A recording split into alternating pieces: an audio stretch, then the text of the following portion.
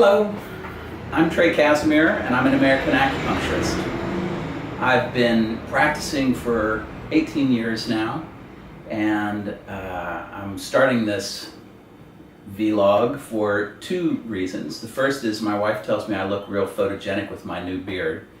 And the second is because I've been looking for a way to reach across the aisle and try to start a conversation with other healthcare providers, especially practitioners of Western scientific medicine. I think that Chinese and Western medicine both have something to offer, but I think there's a gulf that hasn't been bridged yet, and I would like to be part of helping to bridge that gulf. For today's entry, my first on camera for the mighty internet, I just want to talk a little bit about myself and explain a little bit about how a Texan transplanted to Pennsylvania, American through and through, became a practitioner of ancient Chinese medicine. I am the son of a college professor and a newspaper editor, and everybody thought I was going to be a college professor too, or possibly a writer. I was good in school and loved to read and was a skillful writer. But by the time I got to college, I was fed up with academia. I was depressed, and I knew instinctively that if I kept going on that road, I would become a drunk or a drug addict or otherwise have an ignominious and early end. And the only thing that held my attention in college or that interested me was my modern dance class. I had always loved to dance. I was the only boy dancing at most of the high school dances in my hometown of Lewisburg, Pennsylvania. And I'd always been a good athlete, but the class studying dance gave me an opportunity to explore the physical in a more nuanced way. And again, it was the only thing that held my attention. And I could tell it was healthy for me, and I couldn't tell what else was healthy for me. And so I quit college and became a dancer.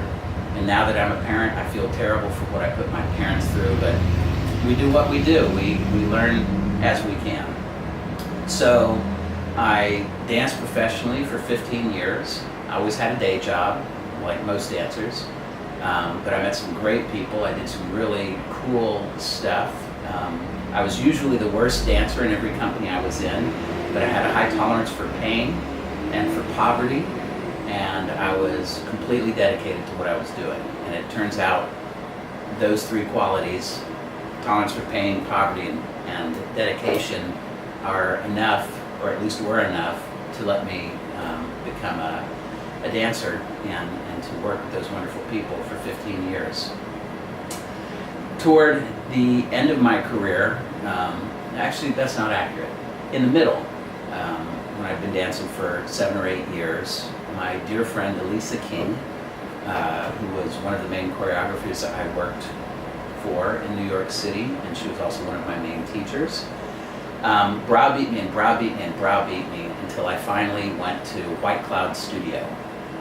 White Cloud Studio was a yoga studio in New York City, and the yogi, the owner of the studio, the co-owner, Juliu Horvath, had invented these exercise machines he called the gyrotonic expansion system. And Elisa had been a client there for some time, and she thought they would really be good for me and I would find them really interesting. And so she kept after me until I agreed to try it out. And I have to say, it all sounded very cult-like and off-putting to me, but which is why I resisted. But once I was there and tried out the machines, I found them to be just remarkable. She was right. I did find them to be very interesting. And after I'd been a client there for 6 months or so, I was invited to start teaching at White Cloud. And it turned out I was really good at it, and I really loved it. And so at that point, I felt like I could do this for the rest of my life. However, after some time passed, I realized that Juliu, the co-owner of the studio with his partner Hillary Cartwright, had, in a term, he had founder syndrome. I worked as the manager of his studios. I worked on several other projects with him to see if we could take it further.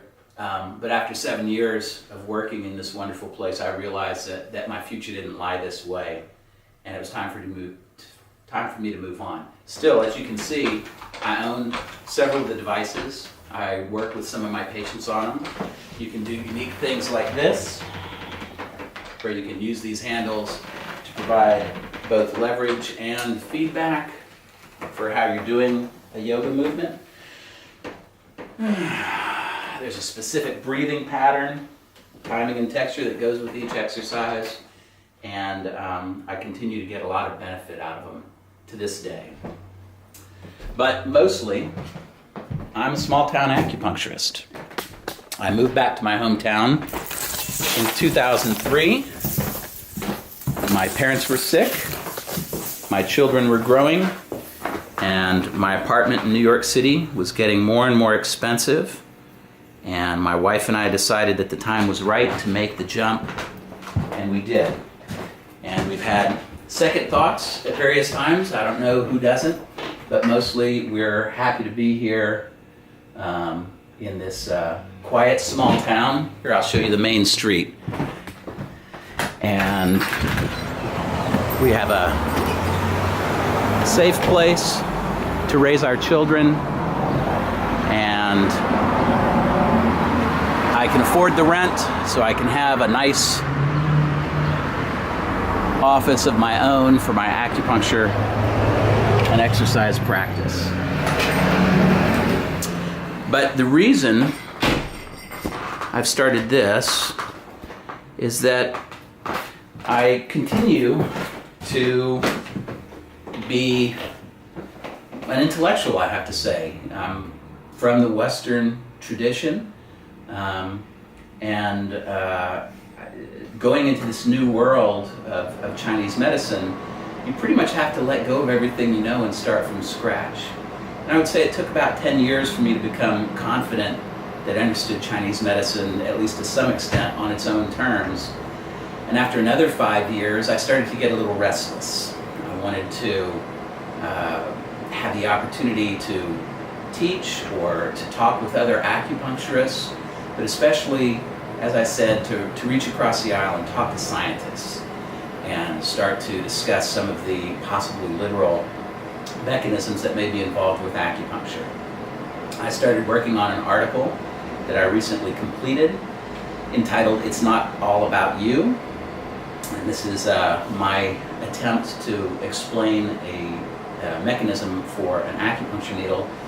And in pursuit of this concept, I pretty much came to think that all of Western rational thought is missing something. It's not a huge flaw, it's not wrong. I'm not suggesting that we should throw out computers and digital cameras and go back in time, but I think that in some ways we have come to the end of the utility of rational thought.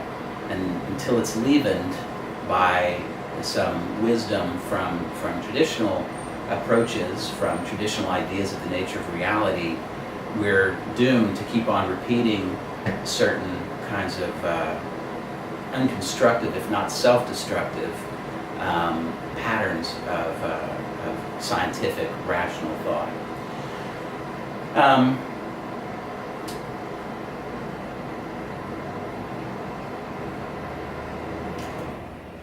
I think that's all I'm going to say for today. My next post, well, actually I take it back. I'm going to say one more thing specific to today's post. I am eager to talk to psychologists, physicians, physicists, neurobiologists, anatomists, anybody with an interest in, and philosophers. Anyone with an interest in healthcare, anyone with an interest in the big questions, the nature of reality. I would love to get your feedback, and I would love to try to see how we can meet in the middle somewhere between these Chinese philosophical concepts that nevertheless seem to prove true over and over, and ideas of Western rational thought. In the meantime, while I wait for my phone to ring or for my comment section to fill up or my email to arrive, I will use these vlogs to discuss various health issues from a Chinese point of view.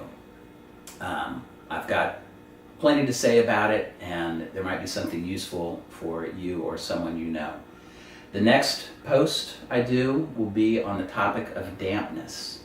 Dampness is one of the 5 Chinese pathogens, but it's also one of the 5 climatic factors. It's associated with late summer, with the earth element, and like all the other climatic factors, it has a benign aspect, which is just the nature of reality, and then it also has a pathological aspect when it gets out of balance in some way.